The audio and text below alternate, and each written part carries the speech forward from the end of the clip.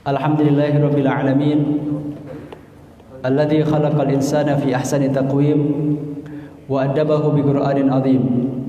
Asyhadu an la ilaha illallah wahdahu la syarika lah syahadatan tunji qailaha min 'adzabil jahim wa tudkhiluhu ila jannatin na'im. Wa asyhadu anna Muhammadan 'abduhu wa rasuluhu mab'utsu bil kitabil mubin al-fariqi bainal huda wad dhalal wal ghayyi war rasyad wasyakki wal yaqin. Wa nusalli wa nusallimu ala nabiyyina al-karim nabiyyina Muhammadin wa ala alihi wa ashabihi ajma'in. Allahumma la ilma lana illa ma 'allamtana. Allahumma 'allimna ma yanfa'una wanfa'na bima 'allamtana wa zidna 'ilman wa arina al-haqqa haqqan warzuqna ittiba'ah wa arina al-batila batilan warzuqna ijtinabah waj'alna mimman yastami'una al-qawla fayattabi'una ahsanah. Amma ba'd. Bapak Ibu jamaah salat asar Masjid Al-Ikhlas yang dimuliakan Allah Subhanahu wa taala. Segala puja dan segala syukur di waktu asar ini kita panjatkan hanya kepada Allah Subhanahu wa taala atas segala limpahan nikmat yang Allah berikan kepada kita semuanya yang jumlahnya sungguh tidak terhingga. Salawat dan salam semoga selalu terlimpah curah kepada Nabi kita Muhammad sallallahu alaihi wasallam, juga semoga terlimpah kepada keluarga beliau, para sahabat yang mulia, dan mudah-mudahan terlimpah curah kepada kita semuanya umatnya. Baik, jemaah sekalian yang diberkahi Allah taala, pada pertemuan sore hari ini kita akan kembali melanjutkan pembahasan serial kajian kita yang bertemakan Manazil Akhirah atau persinggahan-persinggahan akhirat. Dan pada kesempatan sore hari ini kita akan membahas Al-Manzilatul Ula, persinggahan yang pertama, yaitu tentang kehidupan alam kubur. Dalam pertemuan yang lalu kita sudah bahas pengantar atau pendahuluan mengenai tema kita ini. Dan kita juga sudah membahas tentang gambaran umum mengenai tema Manazilul Akhirat atau persinggahan-persinggahan akhirat, bahwa serial kajian kita ini insyaallah akan membahas secara berseri atau berkelanjutan mengenai keseluruhan perjalanan kehidupan kita setelah meninggal dunia. Perjalanan kehidupan kita setelah meninggalkan dunia ini berawal dari kehidupan alam kubur, dan finishnya adalah neraka atau surga. Jadi startnya adalah alam kubur, adapun finishnya ada dua kemungkinan, yaitu neraka atau surga. Bagi orang kafir atau orang musyrik maka finishnya neraka, bagi orang mukmin maka finishnya surga. Gitu. Nah, untuk mencapai neraka atau surga ternyata bukan satu peristiwa yang pendek, tetapi itu adalah satu peristiwa yang panjang, yang membutuhkan waktu lama, dan banyak sekali peristiwa-peristiwa, persinggahan-persinggahan yang harus kita alami. Yang pertama adalah alam kubur. Sebagaimana disampaikan Nabi dalam hadis dari Utsman bin Affan, diriwayatkan oleh Imam Tirmidzi, Rasul mengatakan innal qabra awwalu manazil akhirah. Sesungguhnya kehidupan alam kubur adalah persinggahan pertama dari persinggahan-persinggahan akhirat. Nah, selanjutnya peristiwa kedua adalah kerajaan alam semesta. Yang ketiga adalah hari kebangkitan. Yang keempat adalah padang mahsyar. Yang kelima adalah pemberian syafaat uzma oleh Nabi sallallahu alaihi wasallam. Kemudian yang keenam adalah proses hisab terhadap manusia. Yang ketujuh adalah pembagian catatan amal. Yang kedelapan adalah penimbangan amal. Yang kesembilan adalah peristiwa ketika kita ditunggu oleh Nabi kita Muhammad untuk minum di Telaga Al-Kautsar. Kemudian yang ke-10 adalah peristiwa melewati Sirat. Dan yang ke-11 adalah neraka, serta yang ke-12 adalah surga. Inilah gambaran umum tentang tema kajian kita. Dan pada kesempatan sore hari ini kita akan membahas Al-Manzilatul Ula, persinggahan pertama, yaitu tentang kehidupan alam kubur. Bagi jemaah sekalian yang dirahmati Allah SWT, Rasulullah SAW menjelaskan bahwasanya alam kubur adalah persinggahan pertama dari persinggahan-persinggahan yang banyak sekali yang akan kita lalui di akhirat nanti. Beliau mengatakan dalam hadis berikut ini, qala Rasulullah sallallahu alaihi wasallam, innal qabra awwal manazil akhirah, fa in naja minhu fama ba'dahu aisaru min, wa illam yanju minhu fama ba'dahu ashaddu min. Kata Nabi SAW, alam kubur adalah persinggahan pertama dari persinggahan-persinggahan akhirat. Bila seseorang selamat dari keburukannya, maka yang setelahnya akan lebih mudah. Sebaliknya, bila seseorang tidak selamat dari keburukannya, maka yang setelahnya akan lebih berat. Hadis riwayat Imam At-Tirmidzi dan Ibnu Majah, dihasankan oleh Syekh Albani. Di dalam hadis yang mulia ini, Rasul menjelaskan bahwa kehidupan alam kubur adalah persinggahan pertama dari persinggahan-persinggahan akhirat. Dari hadis inilah serial kajian kita ini kita beri nama. Nah, dalam hadis ini pula Rasul mengatakan, barang siapa yang selamat dari keburukan alam kubur, maka perjalanan setelahnya dia akan lebih mudah. Sebaliknya yang tidak selamat, yang setelahnya akan lebih berat. Karenanya Utsman bin Affan radhiyallahu an, sahabat Nabi yang ketika itu mendengar hadis ini langsung dari lisan Rasul, setiap kali Utsman itu berjalan lalu bertemu dengan kuburan, Utsman itu ketakutan. Selalu seperti itu. Setiap kali bepergian, berjalan, kok nanti ketemu kuburan, itu nangis Utsman. Bukan karena serem. Kalau kuburan di kampung-kampung kita mah serem gitu. Tapi kalau kuburan di Arab kan nggak ada serem-seremnya.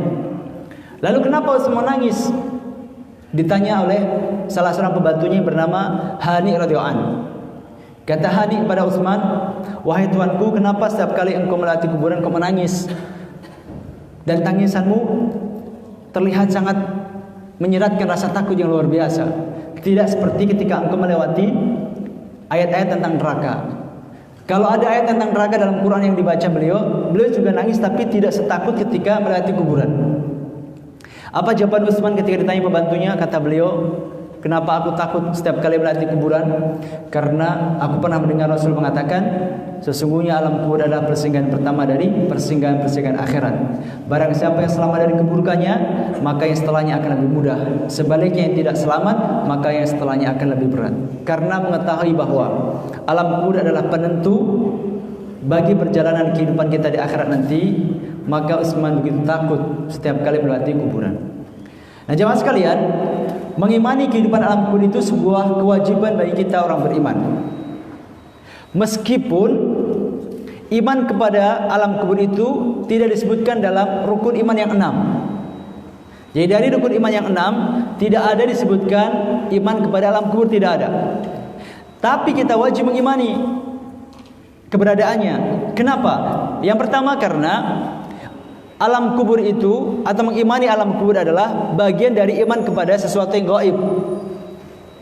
Sedangkan mengimani sesuatu yang gaib itu adalah merupakan salah satu sifat orang bertakwa, sebagaimana Allah sampaikan dalam surah Al-Baqarah ayat 3. Alladzina yu'minuna bil ghaib. Ketika Allah mengatakan dzalikal kitabu la raiba fih hudal lil muttaqin. Kitab Al-Qur'an itu adalah kitab yang tidak ada keraguan padanya, petunjuk bagi orang-orang yang bertakwa. Selanjutnya Allah menjelaskan siapa orang yang bertakwa itu.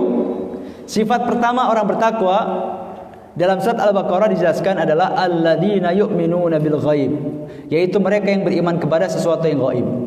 Nah, alam kubur itu sesuatu yang gaib. Kenapa? Bukannya kita setiap saat bisa menemukan kuburan atau makam. Beda. Alam kubur itu tidak sama dengan kuburan. Alam kubur itu berbeda dengan makam. Alam kubur itu adalah satu kehidupan yang bersifat ruhani.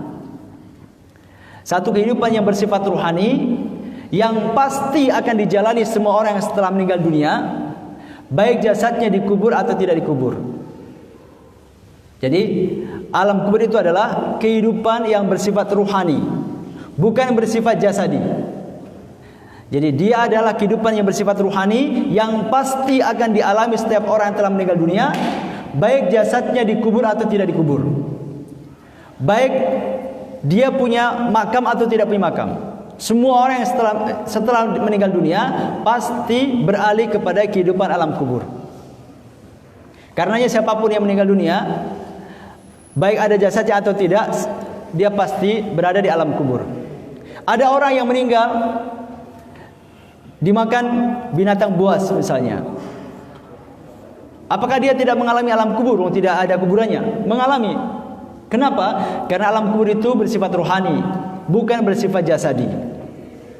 Demikian pula ketika misalkan ada orang dimutilasi, naudzubillah min dzalik.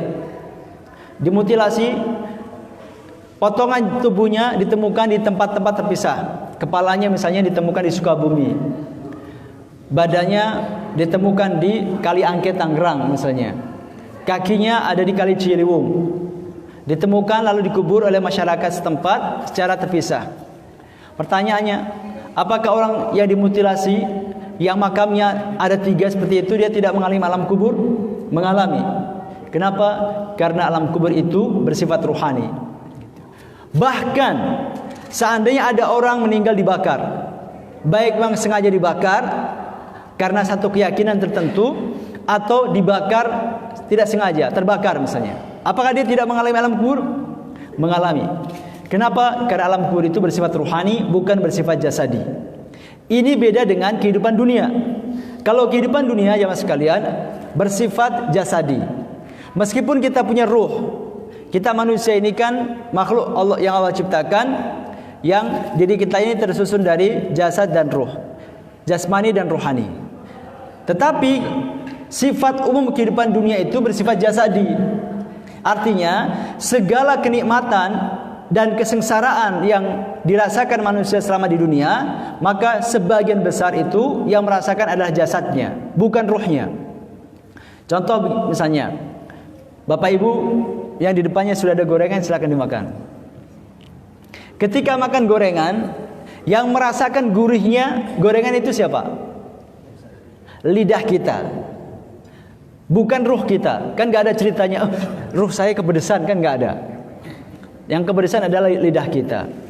Demikian pula kalau kita misalkan minum, yang merasakan segarnya air adalah tenggorokan kita, jasad kita, bukan ruh kita.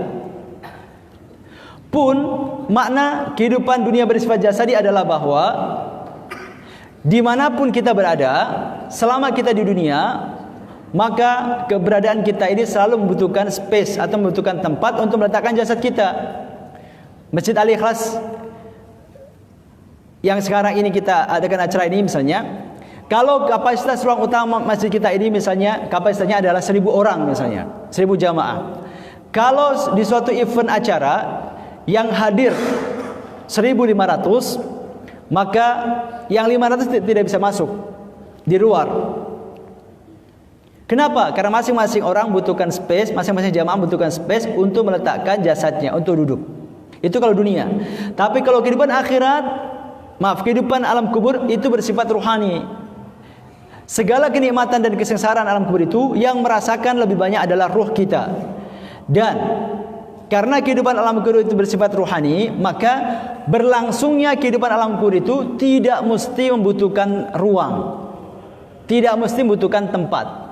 Karenanya ada kuburannya atau tidak ada kuburannya, semua orang yang setelah meninggal dunia dia pasti menjalani kehidupan alam kubur. Karenanya alam kubur itu ada sesuatu yang gaib. Ini yang pertama. Yang kedua jemaah sekalian, kenapa kita wajib mempercayai alam kubur? Lengkap dengan adanya nikmat dan azab di dalamnya. Karena tentang azab kubur misalnya, itu yang menjelaskan Al-Quran langsung. Seperti penjelasan Allah tentang azab Fir'aun dalam surat Al-Mu'min ayat 45-46, surat Ghafir atau surat Al-Mu'min. Allah mengatakan, a'udzubillahi minasyaitonirrajim, an-naru yu'raduna 'alaiha ghuduwan wa 'ashiyya wa yawma taqumus sa'atu adkhilu ala fir'auna asyaddal azab. Kepada mereka, yaitu Fir'aun dan pengikutnya, dinampakkan neraka pada pagi dan petang. Dan pada hari terjadinya kiamat, dikatakan kepada para malaikat, adkhilu ala fir'auna asyaddal azab. Masukkanlah Fir'aun dan pengikutnya ke dalam azab yang sangat keras. Ayat ini jemaah sekalian, itu menjelaskan tentang apa yang sekarang ini dialami oleh Fir'aun. Fir'aun telah mati ribuan tahun yang lalu. dalam peristiwa yang kita sudah faham, yaitu peristiwa pengejaran dia terhadap Nabi Musa dan pengikutnya, yang akhirnya Allah tenggelamkan di lautan. Dia mati di laut. Sesaat sebelum meninggal, dia sempat mengatakan, amantu bi rabbi Musa wa Harun. Aku sudah beriman dengan Tuhannya Musa dan Harun.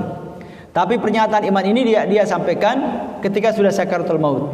Karena tidak diterima oleh Allah SWT, dan dia meninggal dalam keadaan kafir.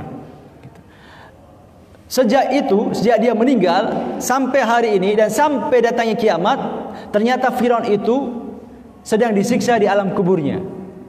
Padahal menurut salah satu informasi, jasad Firaun itu sampai sekarang masih ada. Karena ketika itu Allah selamatkan dia. Jadi Fir'aun jasadnya itu waktu itu diselamatkan oleh Allah SWT supaya menjadi bukti bagi Bani Israel. Karena ketika itu sempat ada yang ragu-ragu, masa sih Fir'aun mati? Fir'aun kan Tuhan. Karena Fir'aun pernah mengatakan dalam semasa hidupnya, semasa jayanya, dia pernah mengatakan, ana rabbukumul a'la, kata Fir'aun. Aku adalah Tuhan kalian yang maha tinggi. Itu kata Fir'aun waktu masih berkuasa. Karena sebagian Bani Israel ketika mendapatkan informasi bahwasanya Fir'aun mati, agak ragu-ragu. Maka kemudian Allah SWT lemparkan jasadnya ke daratan. Allah sampaikan dalam surat Yunus ayat 92, "Fal yauma nunajjika bibadanika litakuna liman khalfaka ayah. Wa inna katsiran minan nasi an ayatina laghafilun." Maka pada hari ini kami selamatkan jasadmu, jasad Fir'aun maksudnya, agar engkau dapat menjadi pelajaran bagi orang-orang yang datang setelahmu. Tetapi kebanyakan manusia tidak mengindahkan tanda-tanda kekuasaan kami. Jadi setelah Fir'aun mati, tenggelam, Allah kemudian lemparkan jasadnya ke daratan, sehingga jasadnya bisa disaksikan oleh kaumnya Nabi Musa ketika itu. Oh iya, Fir'aun mati. Nah, sejak diselamatkannya jasad Fir'aun, konon sampai sekarang jasadnya masih utuh dan tersimpan di sebuah museum di Eropa. Tapi meskipun jasadnya masih ada, masih utuh, Allah mengabarkan kepada kita bahwa dia sebenarnya sedang disiksa oleh Allah Subhanahu wa taala.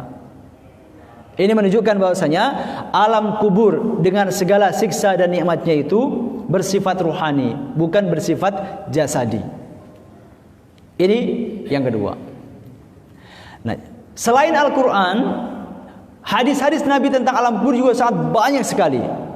Bahkan sebagian ulama mengatakan derajatnya itu mencapai derajat mutawatir.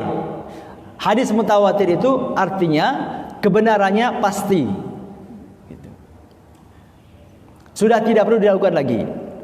Nah, di antara hadis-hadis yang menjelaskan tentang alam kubur adalah yang pertama dari Abu Hurairah radhiyallahu anhu, Rasulullah bersabda, "Idza tashahhada ahadukum falyasta'id min arba'.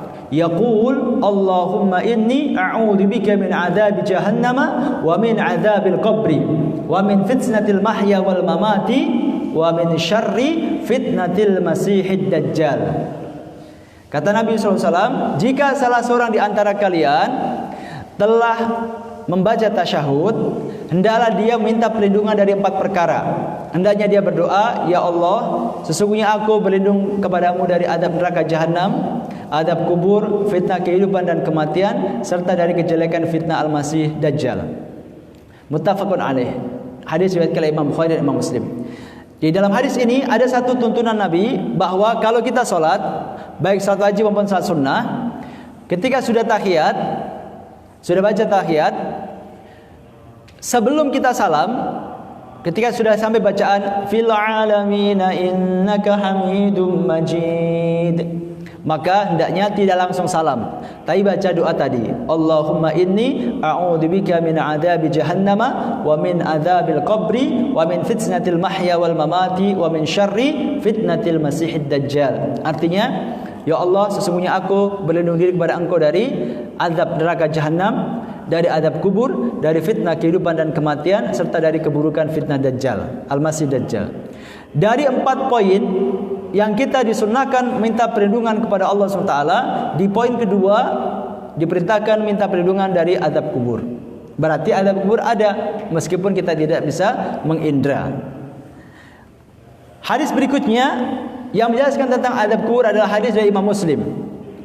Diriwayatkan oleh Imam Muslim dari Anas bin Malik radhiyallahu anhu, Rasul mengatakan, "Laula alla tadafanu la da'awtu Allah an yasmi'akum min adzabil qabri alladhi asma'." Kata Rasulullah, kalau kalian tidak saling menguburkan jenazah, sungguh aku akan minta kepada Allah agar memperdengarkan sebagian adab kubur yang aku dengar kepada kalian. Hadis riwayat Imam Muslim. Jadi kata Nabi, seandainya kalian umatku tidak ada tugas untuk saling menguburkan jenazah kalau ada saudara yang meninggal, saudara muslim meninggal, kalau tidak ada tugas itu, maka kata Rasul, aku akan minta kepada Allah supaya sebagian adab kubur itu diperdengarkan Allah kepada kalian. Seandainya nggak ada tugas apa? Menguburkan jenazah. Tapi karena kita punya tugas fardu kifayah, merawat jenazah kalau ada seorang muslim meninggal dunia, maka Rasul tidak memohon kepada Allah agar kita mendengar adab kubur.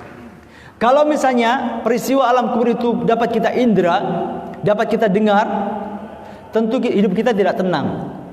Gak ada yang berani gali kuburan, gak ada yang berani ziarah kubur, tinggal dekat kuburan.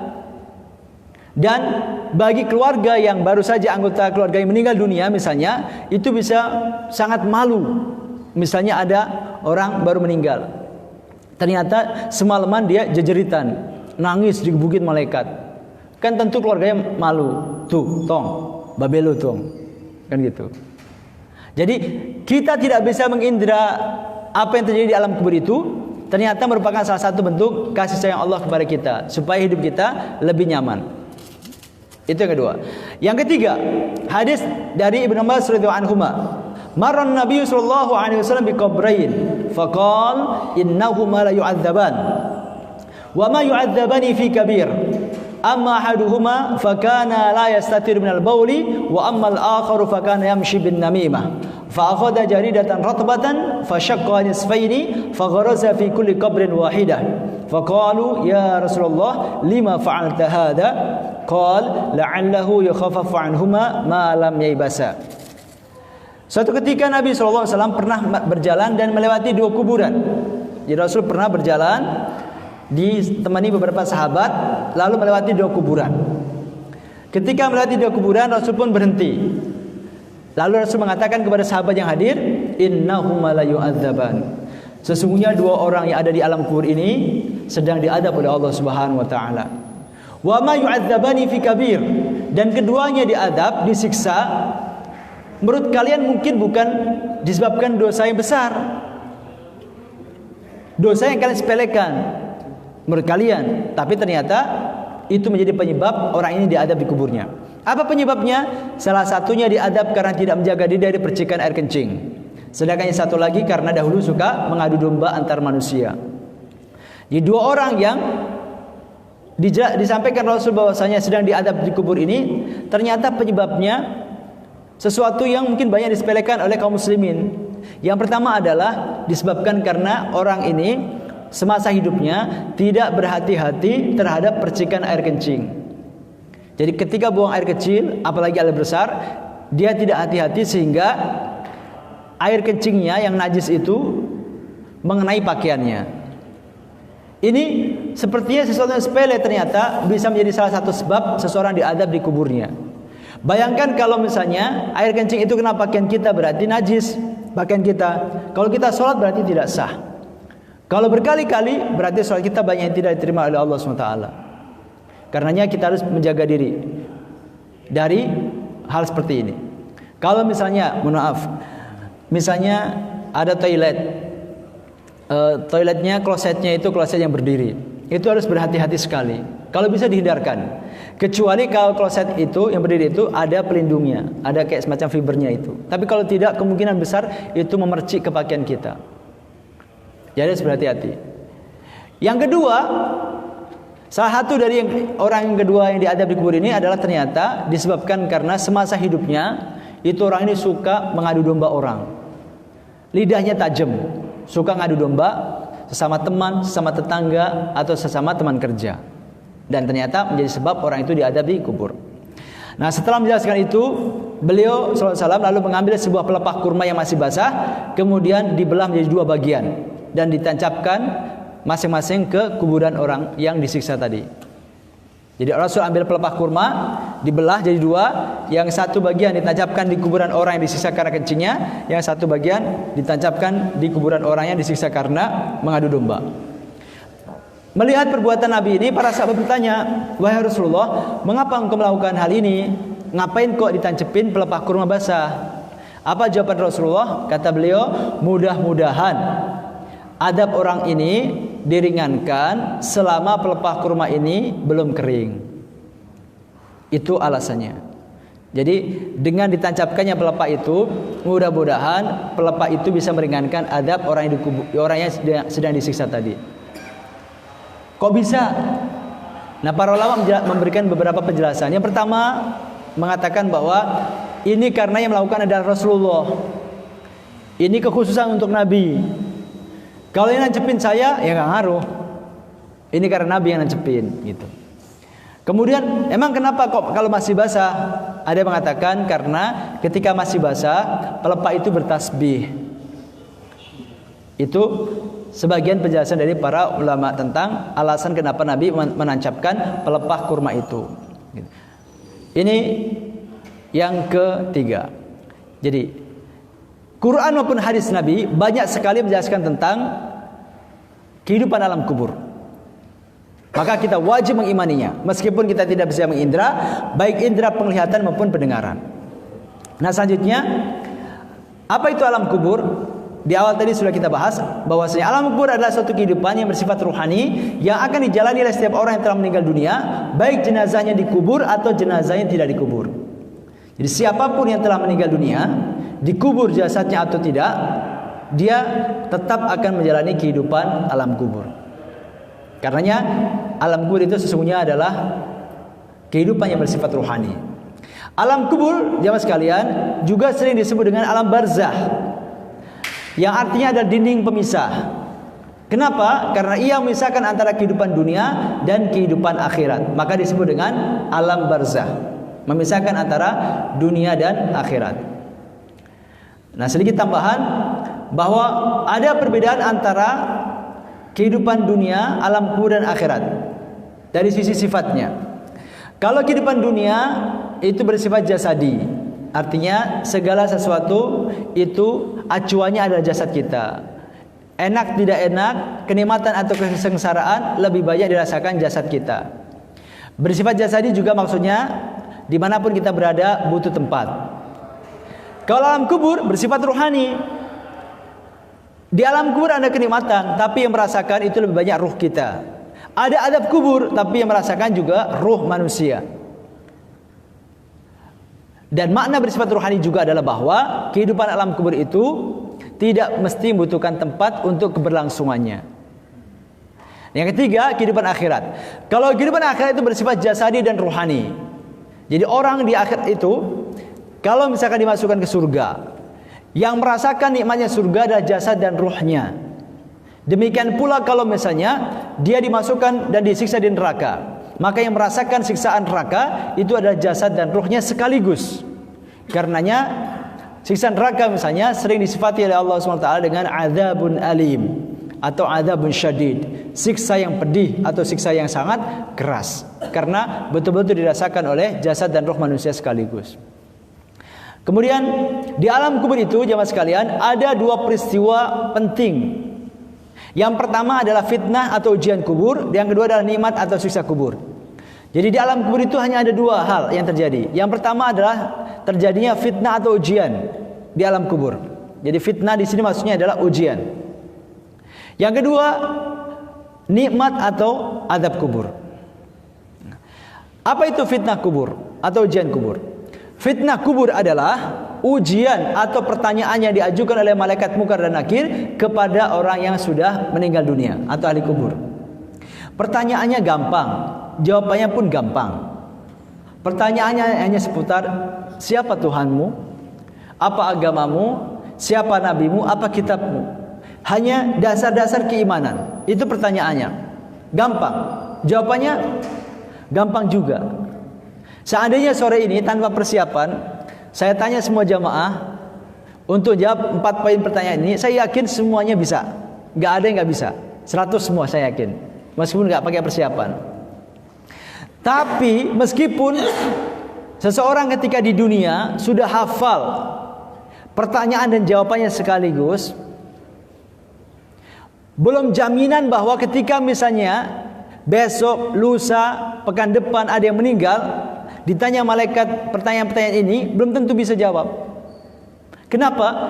Karena fitnah atau ujian di alam kubur ini bukan untuk menguji dan mengetes pengetahuan kita, bukan. Tapi fitnah kubur, ujian di alam kubur itu adalah untuk menguji dan mengetes keimanan.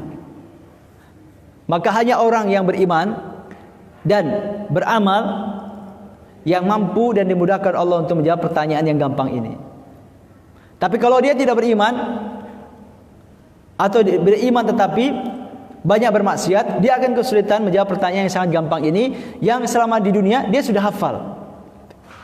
Ini hakikat dari fitnah atau ujian di alam kubur. Nah, bagi orang yang mampu menjawab pertanyaan-pertanyaan tersebut, maka setelah itu ia akan merasakan nikmat kubur. Sebaliknya bagi yang tidak bisa menjawab, ia akan diazab di kuburnya. Dalam hadis sahih riwayat Imam Ahmad rahimahullah dari sahabat Al-Bara bin Azib radhiyallahu anhu, Rasul mengatakan tentang adanya nikmat dan azab kubur. Hadisnya sangat panjang sekali. Jadi saya ringkaskan isinya saja. Ketika orang sudah meninggal dunia, setelah itu dia dikubur, maka tidak lama dia akan didatangi oleh 2 orang malaikat, yaitu malaikat Munkar dan Nakir. Orang ini akan didudukkan oleh kedua malaikat ini. Lalu ditanya oleh malaikat tentang pokok-pokok keimanan yang tadi. Siapa Tuhanmu, apa agamamu, siapa nabimu, apa kitab sucimu, dan sebagainya. Intinya tentang pokok-pokok keimanan. Kalau dia bisa ngejawab pertanyaan yang gampang ini, maka setelah itu dia akan merasakan nikmat kubur. Di antara bentuk nikmat kubur yang disampaikan Nabi SAW adalah, yang pertama, alam kuburnya akan dilebarkan atau dilapangkan sejauh mata mandang. Alam kuburnya ya, bukan liang lahatnya. Kalau liang lahatnya mah tetap segitu-gitu aja. Yang dilapangkan adalah alam kuburnya akan dilebarkan atau dilapangkan sejauh mata mandang, lapang. Yang kedua, dia akan dibukakan pintu surga sehingga wanginya surga itu kecium sampai di alam kubur dia. Yang ketiga, perbuatan atau amalnya akan diubah oleh Allah SWT, amal solehnya diubah oleh Allah Ta'ala dalam wujud seorang yang tampan wajahnya, bagus penampilannya dan wangi aromanya. Nah, mayit ini, orang yang meninggal dunia ini akan menanti datangnya kiamat ditemani oleh amalannya ini. Karenanya dalam satu hadis Rasul mengatakan, ketika seorang meninggal dunia lalu dibawa ke kuburannya, maka dia diantar 3 hal. Jadi ketika seorang meninggal dunia, maka dia akan diantar ke kuburannya oleh 3 hal. 2 kembali, 1 yang akan bersamai dia. 2 yang kembali itu adalah, yang pertama, hartanya kembali. Dia punya mobil 3, tiga-tiganya dipakai oleh pengantar jenazahnya ke kuburan. Tapi setelah dia dikubur, 3-tiganya mobil tersebut juga akan dibawa pulang. Gak akan diparkir di situ terus-terusan. Gitu. Yang kedua, keluarganya, anggota keluarganya akan juga kembali. Sebesar apapun cinta seorang suami kepada istrinya yang baru meninggal, atau cinta seorang istri kepada suaminya yang baru saja meninggal, tetap ketika yang meninggal sudah dikubur, dia pasti akan kembali ke rumahnya dan meninggalkan yang sudah meninggal dunia. Nah, 2 kembali. 1 yang akan tetap bersamai yaitu amal solehnya. Karena nanti amal solehnya akan diubah oleh Allah SWT dalam wujud seseorang yang sangat tampan, penampilannya bagus dan aromanya wangi. Sebaliknya, bagi orang yang tidak bisa jawab pertanyaan Munkar dan Nakir tadi, maka dia akan disiksa oleh Allah di alam kuburnya. Di antara bentuk siksaannya adalah kuburnya akan disempitkan oleh Allah SWT sesempit-sempitnya, sangat sempit sekali. Yang kedua, neraka akan dibukakan pintunya untuk dia sehingga hawa panasnya terasa sampai di alam kubur orang ini. Yang ketiga, perbuatan dosanya akan diubah oleh Allah Ta'ala menjadi sosok yang menyeramkan dan menakutkan. Pakaiannya jelek dan aromanya sangat busuk sekali. Orang ini akan menanti datangnya kiamat, sampai menanti datang kiamat ditemani oleh amalnya ini. Itu tentang nikmat dan adab kubur. Nah, pertanyaannya adalah orang ini merasakan nikmat kubur sampai kapan dan diadab di kubur sampai kapan? Tentang pertanyaan ini, pertama, kalau orang merasakan nikmat kubur maka sampai datangnya kiamat. Begitu kiamat tiba, maka selesai kehidupan alam kubur. Itu kalau tentang nikmat kubur. Adapun tentang azab kubur, maka azab kubur itu ada dua kemungkinan. Yang pertama, jika yang diadab di kubur itu adalah orang mukmin, jika yang diadab di alam kubur adalah orang mukmin, maka kemungkinan dia akan diadab sementara sampai Allah menganggap cukup. Atau bisa juga diadab sampai datangnya kiamat. Itu kalau orang mukmin. Jadi mungkin sampai kiamat, mungkin saja hanya sementara sesuai dengan kebijakan Allah Ta'ala. Sedangkan jika dia adalah orang kafir atau orang musyrik, maka azab kubur itu adalah sampai datangnya kiamat. Sebagaimana yang dialami Fir'aun yang telah dijelaskan oleh Allah SWT dalam surat Al-Mu'min ayat 45-46 tadi. Itu tentang keberlangsungan kehidupan alam barzah berkaitan dengan masalah nikmat dan siksa di alam kuburnya. Baik, jemaah sekalian, itulah kira-kira gambaran secara sekilas tentang apa yang akan dialami oleh seseorang setelah meninggal dunia. Jadi hanya ada dua hal yang akan terjadi di alam kubur itu, yaitu tentang nikmat dan adab kubur yang didahului dengan pertanyaan di alam kubur. Mudah-mudahan kita semuanya hadir dan juga kita serta keluarga kita semuanya dimudahkan oleh Allah Subhanahu wa taala untuk menjawab pertanyaan-pertanyaan malaikat Munkar dan Nakir. Amin ya rabbal alamin. Baik, demikian jemaah sekalian yang bisa saya sampaikan pada kesempatan sore hari ini. Semoga bermanfaat untuk kita semuanya. Demikian, jika masih ada waktu, apa cukup? Boleh. Ya. Baik, jika ada waktu, boleh silakan. Jika ada yang mau ditanyakan, silakan.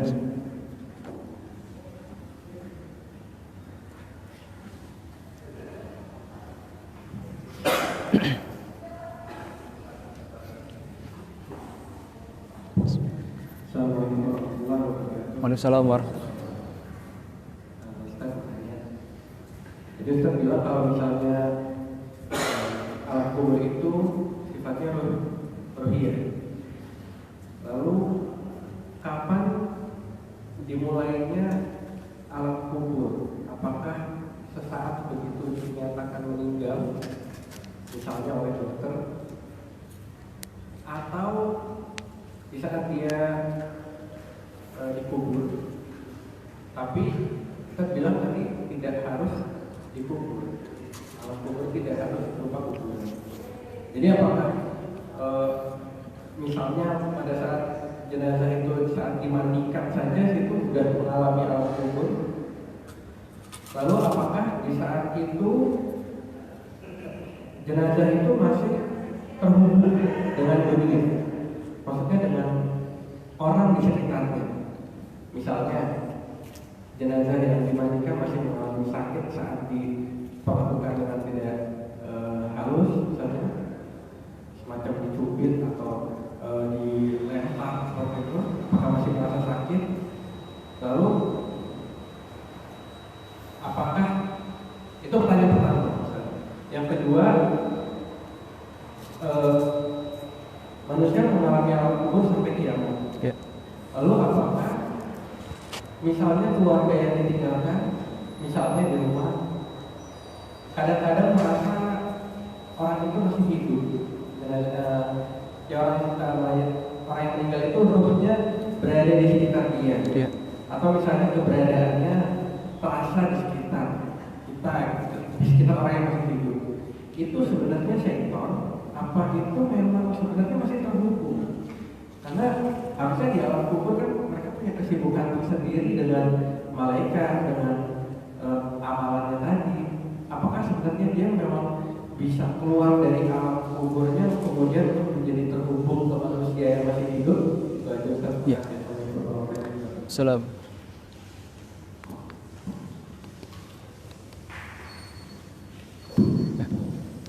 Bismillahirrahmanirrahim. Yang pertama, kapan alam kubur itu dimulai? Apakah begitu orang dicabut ruhnya langsung mengalami alam kubur, ataukah setelah dikubur? Kalau secara normal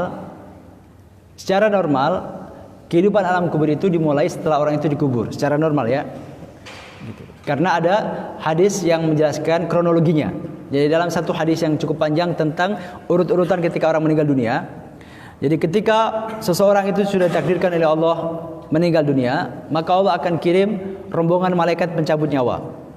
Bukan satu doang, tapi rombongan malaikat pencabut nyawa. Dicabut ruh orang ini. Kalau dia orang mukmin, maka ditempatkan di tempat yang bagus. Lalu roh ini dibawa rombongan malaikat menuju Allah SWT, melewati 7 lapis langit. Melewati 7 lapis langit. Di setiap lapisan langit ini, para malaikat yang di lapisan langit itu heboh ketika para malaikat ini membawa ruh orang mukmin. Kenapa? Karena wanginya luar biasa. Aroma wangi ruh orang mukmin ini menyebar ke seluruh penjuru langit pertama.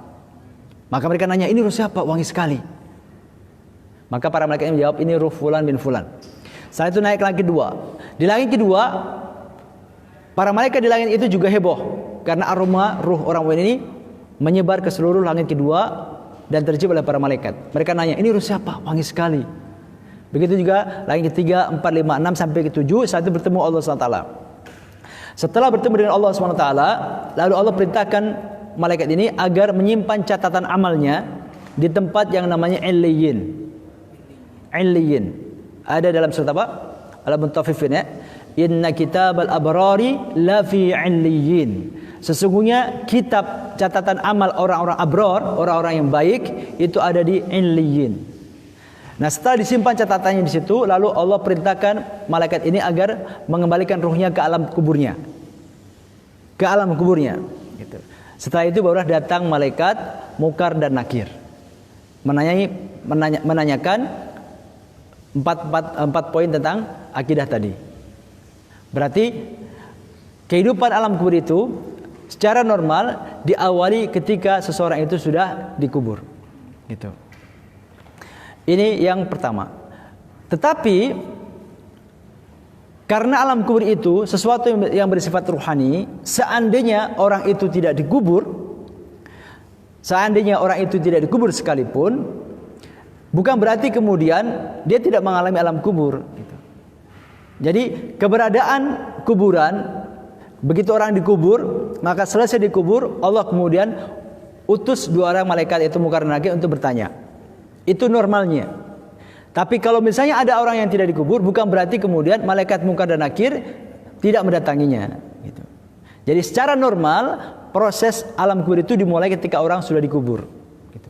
Bukan ketika baru dicabut nyawanya atau ketika masih dimandikan, bukan. Tapi setelah orang itu dikubur, baru didatangi oleh malaikat Munkar dan Nakir. Sekali lagi itu secara case normalnya. Tapi kalau misalnya ada orang yang meninggal tidak dikubur, baik sengaja tidak dikubur atau tidak sengaja, seperti orang yang tenggelam di lautan, dimakan binatang buas di hutan, meledak bersama pesawat terbang misalnya dan sebagainya, apakah kemudian tidak mengalami alam kubur? Mengalami. Cuman dalam kasus yang seperti ini tentu tidak harus menunggu saat dikubur karena ada kuburannya. Intinya secara umum kita mengimani alam kubur itu ada. Alam kubur itu diberlakukan kepada siapa saja, dikubur atau tidak dikubur gitu. Cuman kalau normalnya, kalau dia diperlakukan jenazah secara normal, maka permulaannya dimulai ketika orang itu sudah dikubur. Kira-kira begitu, Mas. Ini juga diperkuat oleh hadis-hadis Rasul. Di antaranya Rasul pernah mengatakan ketika jasad itu sudah dikubur, diuruk tanah, Rasul kan mengatakan kepada para sahabat yang takziah ketika itu, doakanlah saudaramu agar diberikan keteguhan, karena dia sebentar lagi akan ditanya. Gitu. Ini menunjukkan bahwasanya proses pertanyaan Munkar dan Nakir, dia yang selanjutnya nanti berarti proses ada nikmat dan adab kubur itu dimulai ketika orang itu sudah dikubur. Itu kondisi normal. Tapi ketika orang tidak dikubur, tentu tidak berarti tidak didatangi malaikat Munkar dan Nakir. Kira-kira begitu. Itu pertama. Yang kedua, apakah orang yang sudah meninggal dunia itu masih ada keterkaitan dengan kehidupan dunia atau keluarganya? Secara umum tidak ada. Khususnya bagi orang yang disiksa di alam kubur, maka dia tidak akan bisa jalan-jalan ke dunia. Adapun yang sering dirasakan oleh sebagian masyarakat, mereka merasa seolah-olah almarhum anggota keluarganya yang sudah meninggal itu datang ke rumah kalau malam Jumat misalnya, Katanya datang ke rumah minta kopi dan sebagainya misalkan. Itu sama sekali bukan ruh orang yang meninggal, bukan. Sama sekali bukan. Itu kemungkinan adalah qarin. Jin yang selama ini membersamai almarhum yang sudah meninggal. Nah, qarin ini karena dia jin dan dia selama ini selalu membersamai orang yang baru saja meninggal itu, dia paham betul tata cara dia ngomong, bahasa tubuhnya, sehingga mirip dengan orang yang baru saja meninggal, tapi bukan orang yang sudah meninggal itu. Tapi itu adalah kemungkinan besar adalah qarin gitu. Tapi memang banyak hadis yang menjelaskan bahwasanya orang yang sudah meninggal itu juga bisa mendengar suara apa yang terjadi di atas dunia atau di atas muka bumi ini. Seperti misalkan dalam hadis ini. Innal 'abda idza wudi'a fi qabrihi wa tawalla anhu ashabuhu innahu la yasma'u qur'a ni'alihim. Seorang hamba jika ia telah diletakkan di kuburnya, artinya sudah dikubur, dan para pengantarnya berpaling meninggalkannya, yang pengantar jenazahnya sudah pada pulang, maka ia mendengar suara sandal atau alas kaki mereka. Mereka dengar. Cuma mereka tidak bisa merespon, hanya sebatas mendengar saja, tapi nggak bisa bersuara. Dan banyak hadis seperti ini. Di antara hadis yang menjelaskan tentang orang meninggal itu mendengar apa yang disuarakan orang yang hidup adalah hadis Rasul tentang perang Badar. Jadi ketika perang Badar selesai, Rasul SAW mendapatkan kemenangan dari Allah Ta'ala. Lalu Rasul memerintahkan kepada para sahabat agar jenazah orang-orang kafir itu dimasukkan ke dalam lubang atau dalam sumur. Nah, sambil memasukkan jenazah-jenazah itu, Rasul sempat berbicara kepada jenazah orang-orang kafir ini. Wahai fulan, disebutkan namanya. Wahai fulan, apakah kamu sudah menemukan apa yang dijanjikan Allah? Wahai fulan, apakah kamu sudah merasakan apa yang dijanjikan Allah? Yang dimaksud adalah adab kubur. Gitu.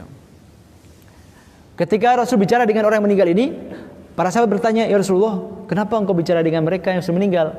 Kata beliau sallallahu alaihi wasallam, sesungguhnya mereka mendengar, tetapi mereka tidak bisa menjawab. Gitu. Jadi banyak hadis yang menjelaskan bahwasanya orang yang meninggal itu memang mendengar suara orang yang di dunia. Termasuk hadis tentang perintah ketika masuk kuburan, kan kita disuruh baca salam kan? Assalamualaikum ya ahlal kubur minal mu'minina wal muslimin wa inna insyaallah bikum lahikun. Kalimat salamnya itu salam sejahtera untuk kalian. Dengan kalimat kalian, maka para ulama menafsirkan doa ini berarti orang yang di alam kubur itu mendengar ketika ada salam gitu.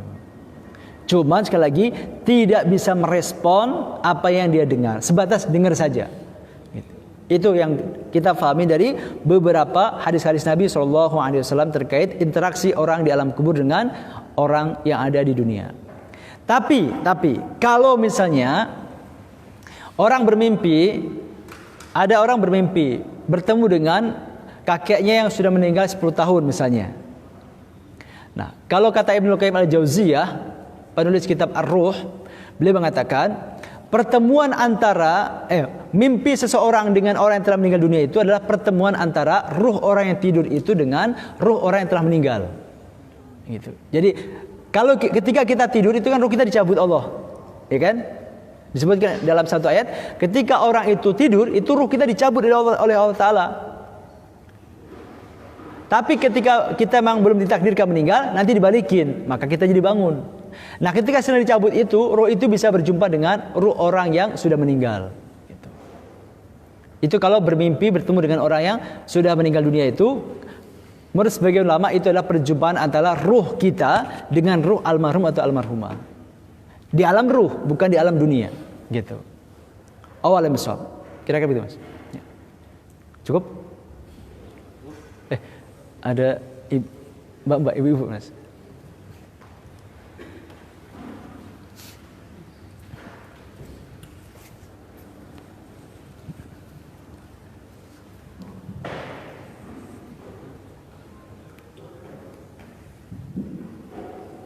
Assalamualaikum warahmatullahi wabarakatuh. Waalaikumsalam warahmatullahi wabarakatuh. Satu pertanyaan saja Pak Ustaz, tentang surat Al-Mulk. Saya pernah dengar kalau tidak salah mengikuti pembacaan surat Al-Mulk itu bisa memberi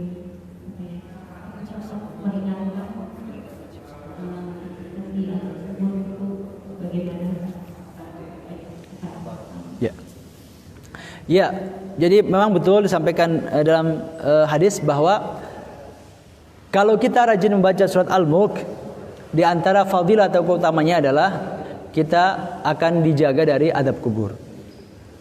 Itu betul. Jadi tinggal diamalkan saja, banyak-banyak membaca surat Al-Mulk. Lebih-lebih kalau dihayati maknanya, ditadaburi, maka fadilah atau keutamaannya semakin lebih besar. Jadi betul memang ada riwayat hadis yang menjelaskan bahwasanya di antara keutamaan dari surat Al-Mulk jika dibaca adalah akan menjaga dari adab kubur bagi yang membacanya. Dan ini sesuatu yang juga disampaikan Rasul tentang syafaat gitu. Di antara syafaat itu sumbernya adalah dari Al-Qur'an. Rasul mengatakan, "Iqra'ul Qur'ana fa innahu ya'ti yaumil qiyamati syafi'an li ashabihi." Bacalah Quran, sesungguhnya dia nanti pada hari kiamat akan memberikan syafaat kepada sahabat-sahabat Quran. Jadi betul Ibu, silakan diamalkan. Cukup? Ya. Baik, kalau dirasa cukup, mari kita akhiri pertemuan kita pada kesempatan sore hari ini dengan sama-sama berdoa kepada Allah Ta'ala. Astaghfirullahaladzim, astaghfirullahaladzim, astaghfirullahaladzim. Bismillahirrahmanirrahim. Alhamdulillah, hamdan syakirin, hamdan na'imin, hamdan yuwafi ni'amahu yukafi mazidah. Ya Rabbana lakal hamdu kama yanbaghi li jalali wajhika wa 'azimi sultanik. Allahumma salli ala sayyidina Muhammad wa ala alihi wa ashabihi ajma'in. Rabbana ighfir lana wa liwalidina warhamhum kama rabbawna shighara. Rabbana ighfir lana wa li ikhwanina alladhina sabaquna bil iman wa la taj'al fi قلوبنا غلا للذين آمنوا ربنا إنك رؤوف رحيم ربنا لا تزغ قلوبنا بعد إذ هديتنا وهب لنا من لدنك رحمة إنك أنت الوهاب اللهم آت نفوسنا تقواها وزكها أنت خير من زكاها أنت وليها مولاها ربنا آتنا في الدنيا حسنة وفي الآخرة حسنة وقنا عذاب النار وصلى الله على سيدنا محمد وعلى آله وصحبه وسلم سبحان ربك رب العزة عما يصفون وسلام على المرسلين والحمد لله رب العالمين. Demikian jamaah sekalian, lebih kurangnya maaf. Akhirul kalam, assalamualaikum warahmatullahi wabarakatuh.